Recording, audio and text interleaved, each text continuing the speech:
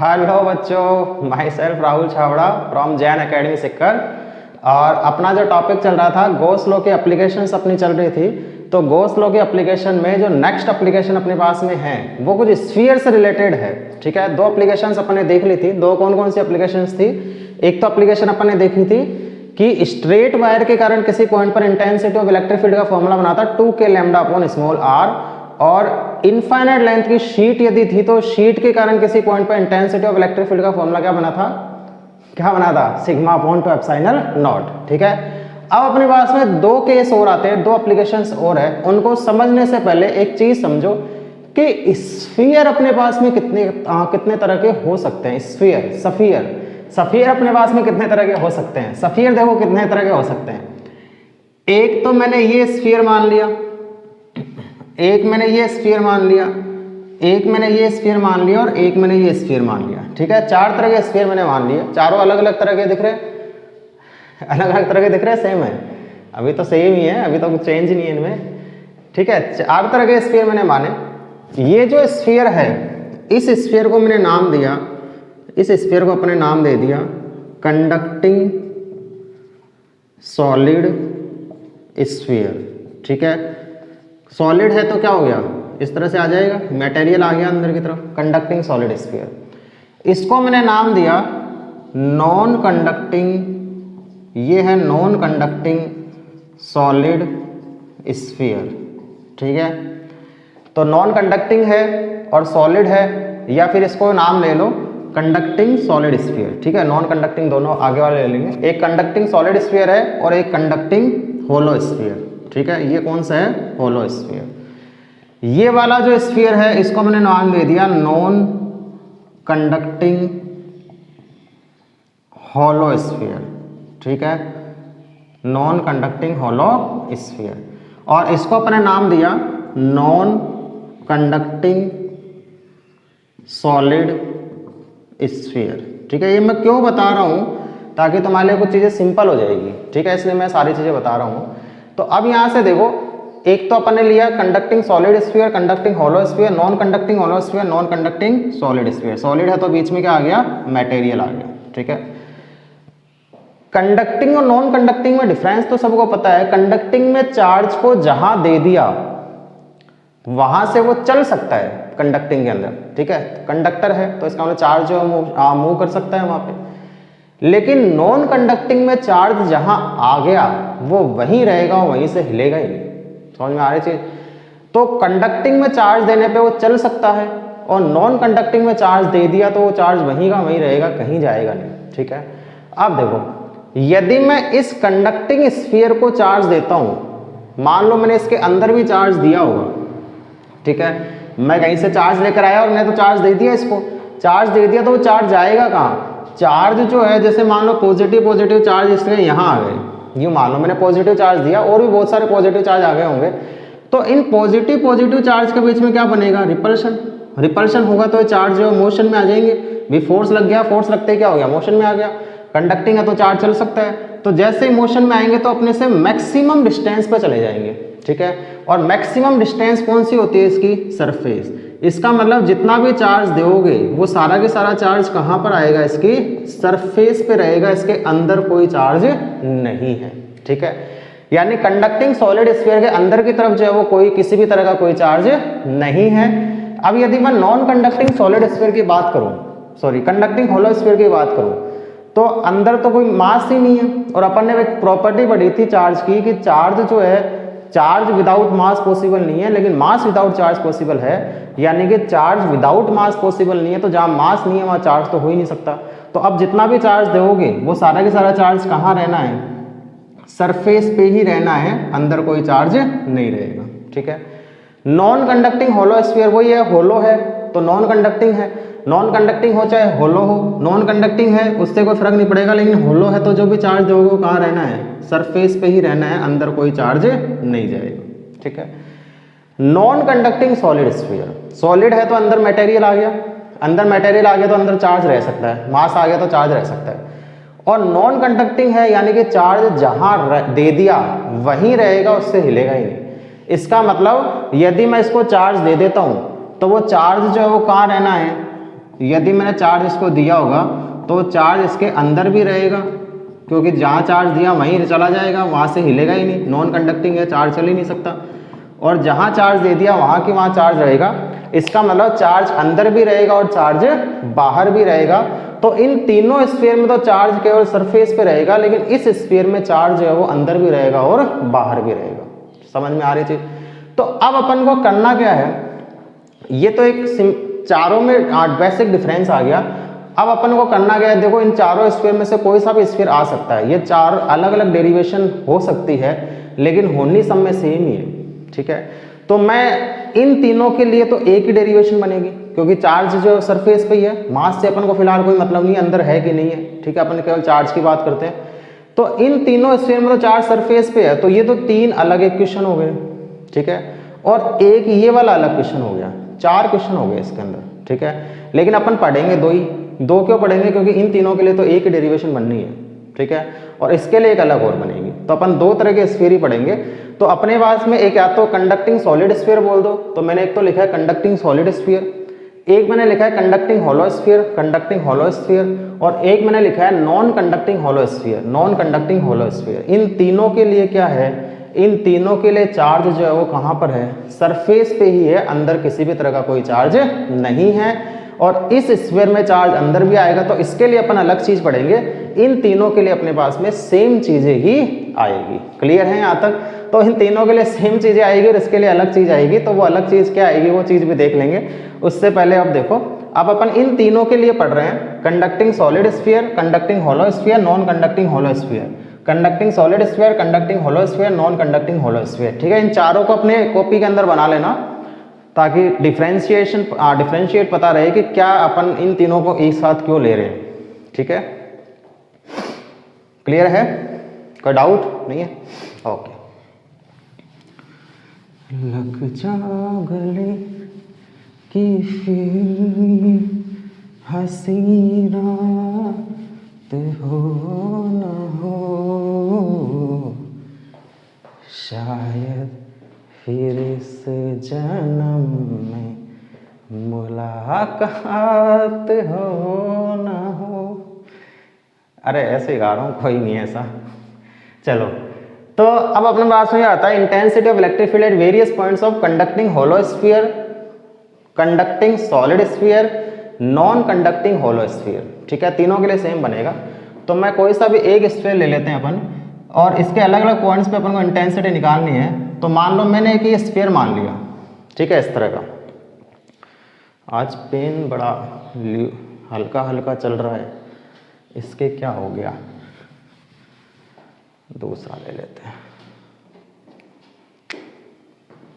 चलो, ये very good, ये आया ना पेन। तो एक तो मैंने स्फीयर ऐसा लिया, ये वाला, ठीक है, एक स्फीयर अपन ने ले लिया। इस स्फीयर पे यदि अपन चार्ज देंगे तो इस पे चार्ज जो होगा वो कहाँ रहेगा, जितना भी चार्ज दोगे सारा के सारा चार्ज कहाँ रहना है, सरफेस पे। तो ये सारा के सारा चार्ज अपन ने कहाँ लगा दिया, इसके सरफेस पे लगा दिया सरफेस पे। अब देखो, ठीक है, इसकी रेडियस मैंने मान ली क्या है, इसकी रेडियस अपन ने मान ली कि इसकी रेडियस है कैपिटल R, ठीक है। अब मुझे इसके अलग अलग पॉइंट्स पे इंटेंसिटी ऑफ इलेक्ट्रिक फील्ड का फॉर्मूला फाइंड आउट करना है। अलग अलग पॉइंट कौन से, एक तो इसके बाहर की तरफ, एक इसके सरफेस पे, और एक इसके अंदर की तरफ। तीन अलग अलग पॉइंट है जहां पे अपन को गॉस लॉ की हेल्प से इंटेंसिटी ऑफ इलेक्ट्रिक फील्ड का फॉर्मूला फाइंड आउट करना है। क्लियर?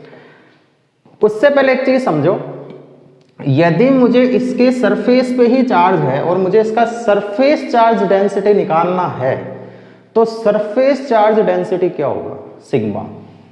सिग्मा का फॉर्मूला क्या होता है, Q/A होता है।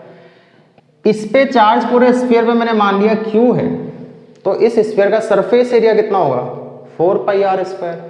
तो ये कितना हो जाएगा, Q/4πr²। ये मैंने क्यों बताया है, क्योंकि अपन फॉर्मूले को सिग्मा के फॉर्म में भी लिखेंगे, इसलिए मैंने इस चीज को बताई है। तो Q/4πr² क्या होता है, sigma surface charge density. Clear? अब मुझे फाइंड आउट ये करना है सबसे पहले कि इसके आउटसाइड वाले पॉइंट पर इंटेंसिटी ऑफ इलेक्ट्रिक फील्ड का फॉर्मूला क्या बनेगा। तो सबसे पहले अपन को जो फाइंड आउट करना है वो मैंने मान लिया कि इसके आउटसाइड वाले पॉइंट पर, यहां पर, ठीक है, इंटेंसिटी ऑफ इलेक्ट्रिक फील्ड का फॉर्मूला क्या बनेगा, ये जो डिस्टेंस है वो मैंने मान ली r है, और ये पॉइंट P जो है वो मैंने मान लिया कि P पॉइंट पे अपन को इस स्फीयर के कारण इंटेंसिटी का फॉर्मूला फाइंड आउट करना है। क्लियर। गॉस लॉ लगाना है, तो गॉस लॉ लगाने के लिए पहले तो चार्ज जो है वो क्लोज सरफेस में आना चाहिए। तो चार्ज को क्लोज सरफेस में लाने के लिए मैंने क्या कर दिया, इसके चारों तरफ एक गॉसियन सरफेस जो है वो अज्यूम कर ली गॉसियन सरफेस। कुछ ज़्यादा बड़ी हो गई है, टॉपिक को भी काट दिया, कोई बात नहीं। तो मैंने इसके चारों तरफ एक गॉसियन सरफेस जो है वो अज्यूम कर ली, इस तरह से कर ली, इस तरह से वो स्फीयर बन गया वो भी। इस गॉसियन सरफेस पे यदि मैं एक स्मॉल सा पार्ट लूँ, ये मैंने इसके ऊपर एक स्मॉल सा पार्ट ले लिया, ठीक है।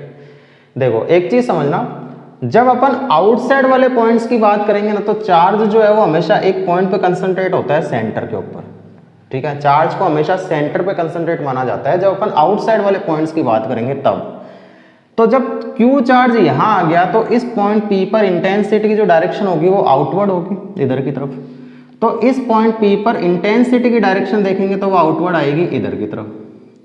ऐसे इस स्मॉल पार्ट पर एरिया की जो डायरेक्शन होगी वो भी क्या होगी, आउटवर्ड ही होगी। एरिया तो हमेशा आउटवर्ड होता है।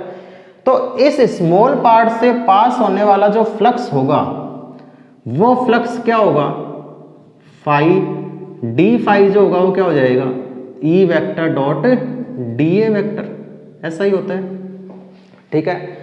ऐसे ही मैं इस पूरे स्फीयर पे स्मॉल स्मॉल पार्ट्स लेता जाऊंगा और सारे स्मॉल स्मॉल पार्ट्स से निकलने वाला टोटल फ्लक्स निकाल लूंगा। और टोटल करने का तरीका अपने पास क्या होता है, इंटीग्रेशन। तो integration D phi equal to हो जाएगा integration E vector dot D A vector equals to sigma Q upon epsilon naught. लगा दिया अपने Gauss law, sigma Q by epsilon not.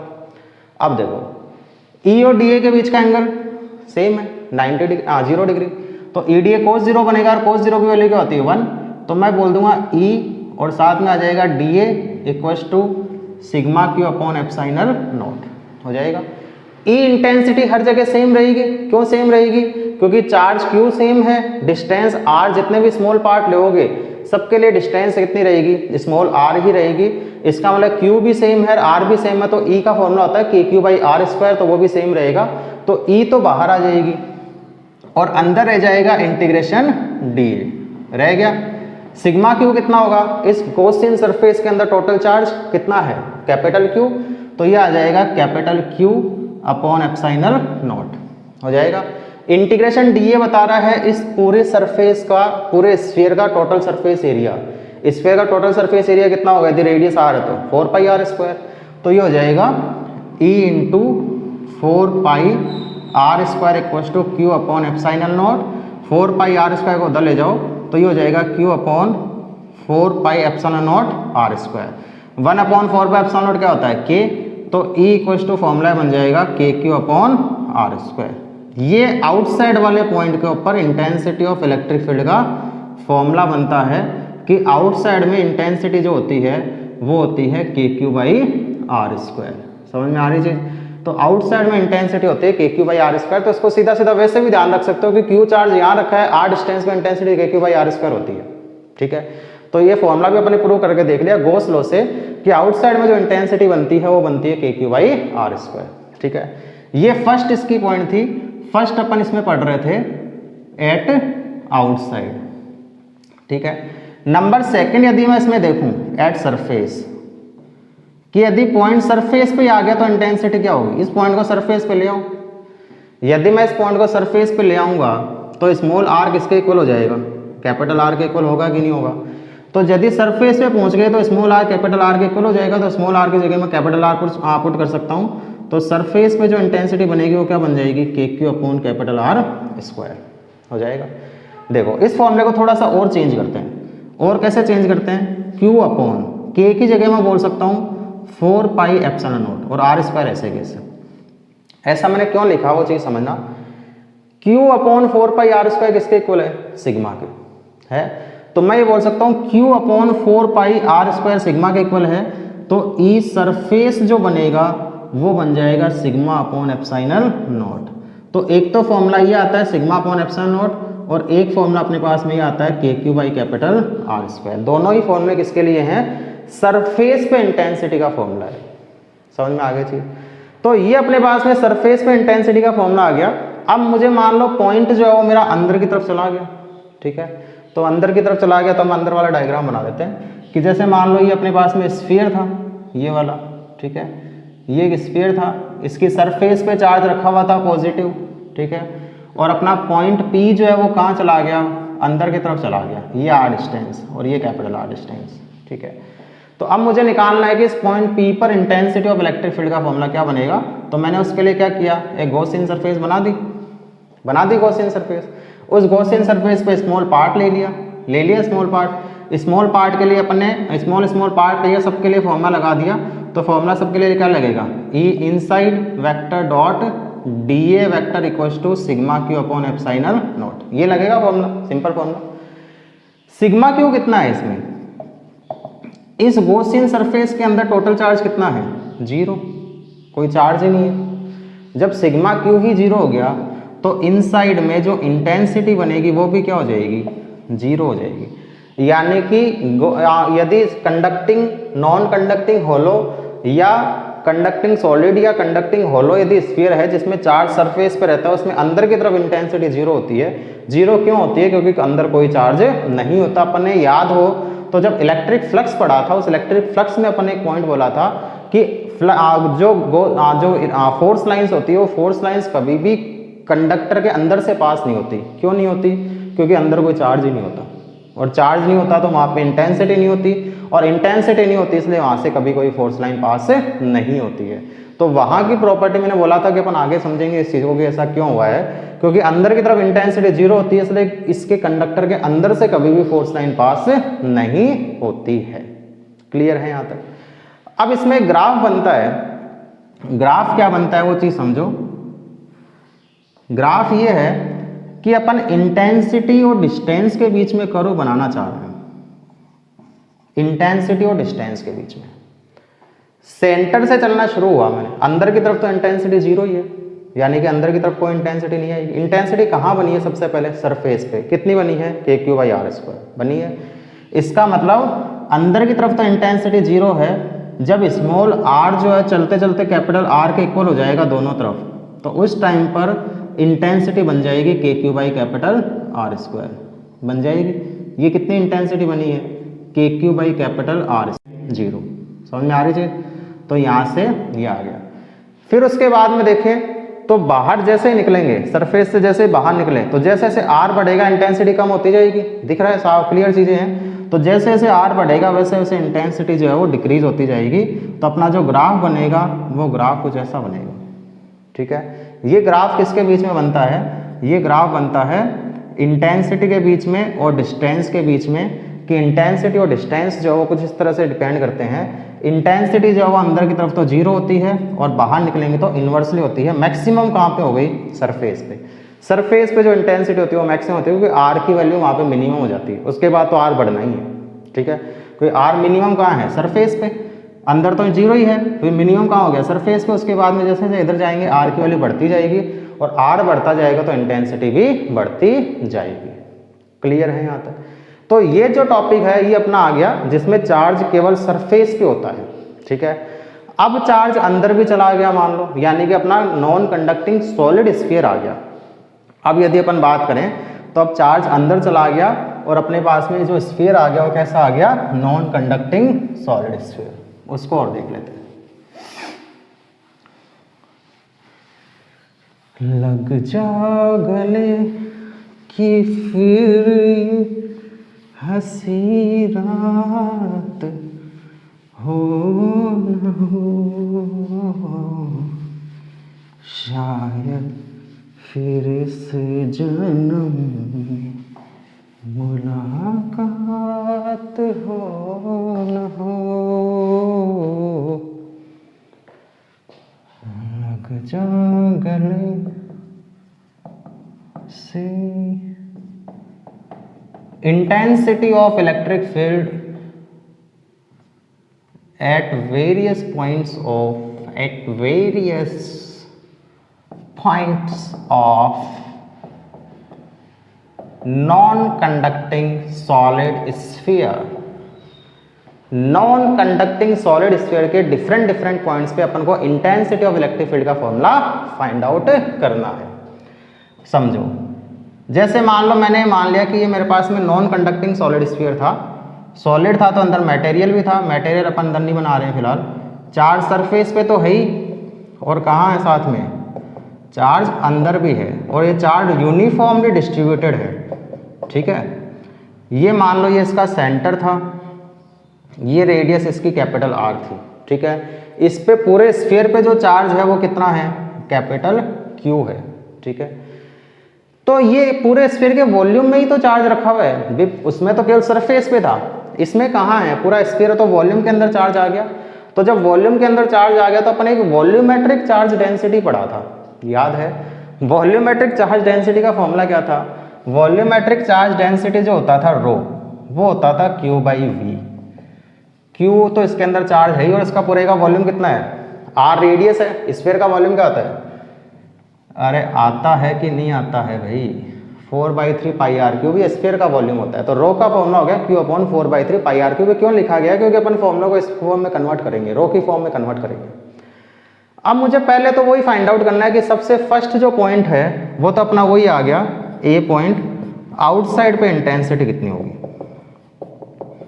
तो आउटसाइड में इंटेंसिटी निकालने के लिए मैंने क्या किया, वही अपन ने लिया, इसके बाहर की तरफ आर डिस्टेंस पे एक पॉइंट पी लिया, और उस पॉइंट पी पे मुझे इंटेंसिटी फाइंड आउट करनी है। तो मैं क्या करूंगा, इसके चारों तरफ वही गॉसियन सरफेस बना दूंगा, भी चार्ज को क्लोज करना है, क्लोज करने के लिए गॉसियन सरफेस बना दी, कोई चेंज नहीं है, सेम वही है, मैं रिपीट ही कर रहा हूँ, बस ये मान लो वो स्मॉल पार्ट लिया, वो स्मॉल पार्ट पे यदि बात करेंगे तो इंटेंसिटी भी इधर आएगी और एरिया भी इधर ही आएगा। ठीक है, ऐसे ही पूरे स्फीयर पे स्मॉल स्मॉल पार्ट्स लेते जाएंगे, सारे पार्ट से निकलने वाले फ्लक्स जो है वो ऐड कर देंगे, और ऐड अपन करते हैं इंटीग्रेशन के थ्रू। तो ये आएगा integration E out vector dot D A vector equals to sigma Q upon epsilon not हो जाएगा।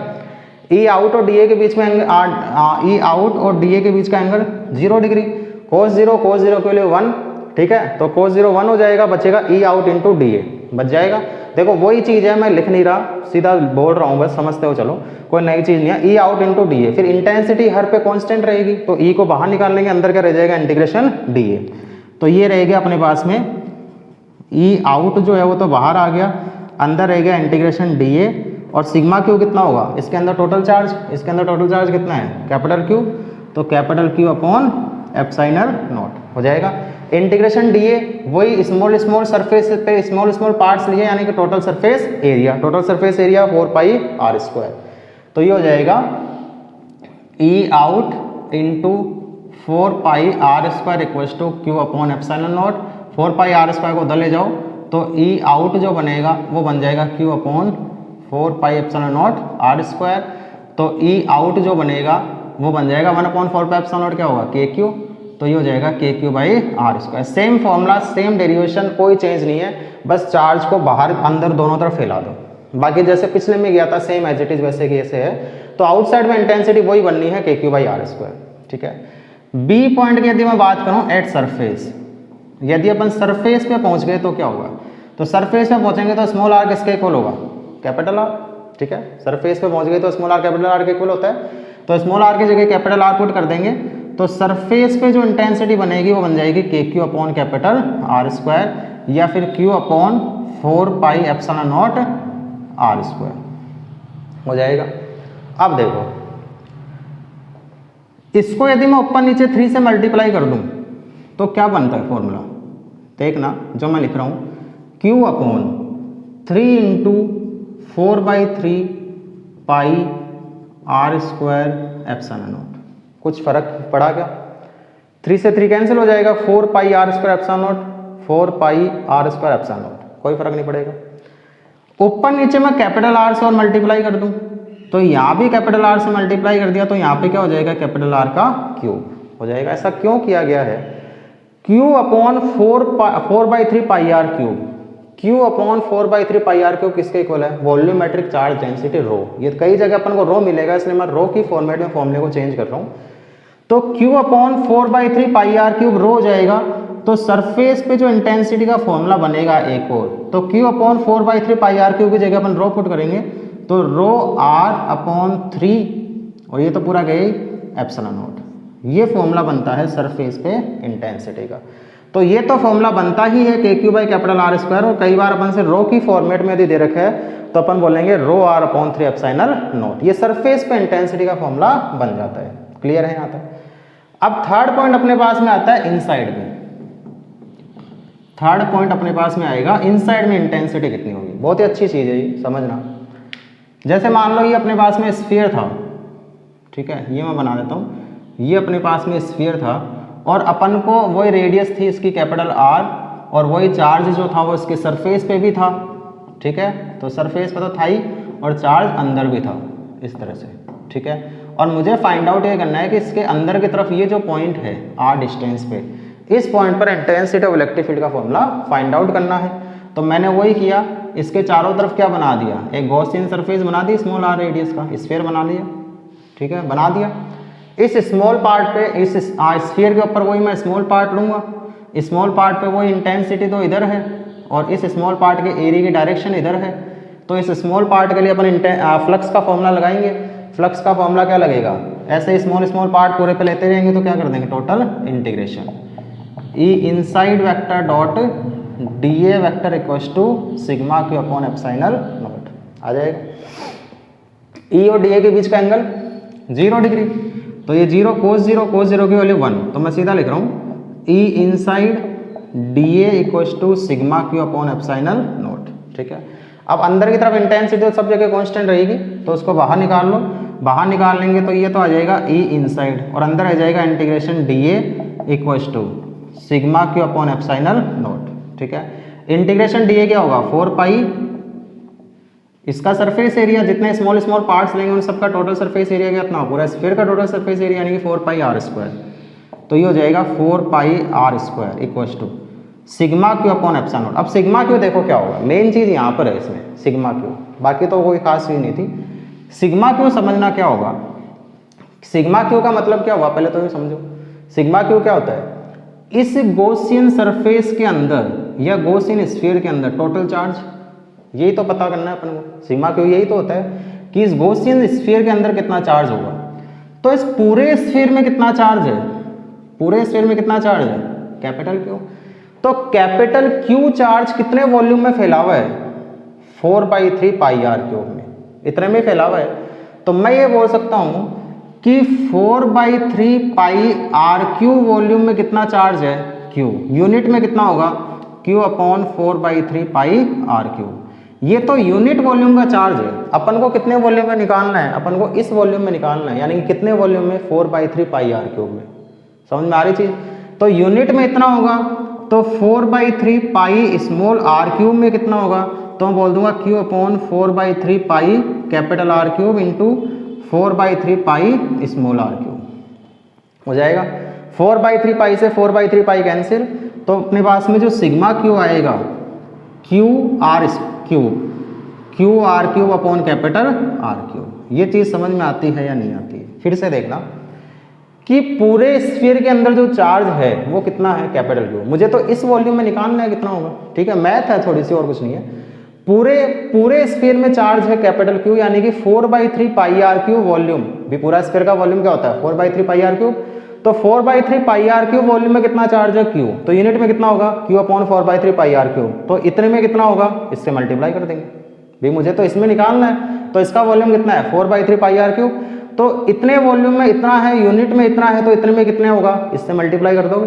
4/3 पाई से 4/3 pi cancel, Q small R cube upon capital R cube, Q small R cube upon capital R cube. ये मेरे पास में आ जाएगा sigma Q. Sigma Q की वैल्यू पुट करो, सिग्मा क्यू की वैल्यू पुट करेंगे तो इनसाइड में जो इंटेंसिटी बनेगी, ठीक है, E inside into 4 pi R square. ये तो ऐसे कैसे, सिग्मा क्यू कितना हो जाएगा, सिग्मा क्यू हो जाएगा Q R cube upon capital R cube, और साथ में क्या आ गया, एप्सिलॉन नॉट, ठीक है।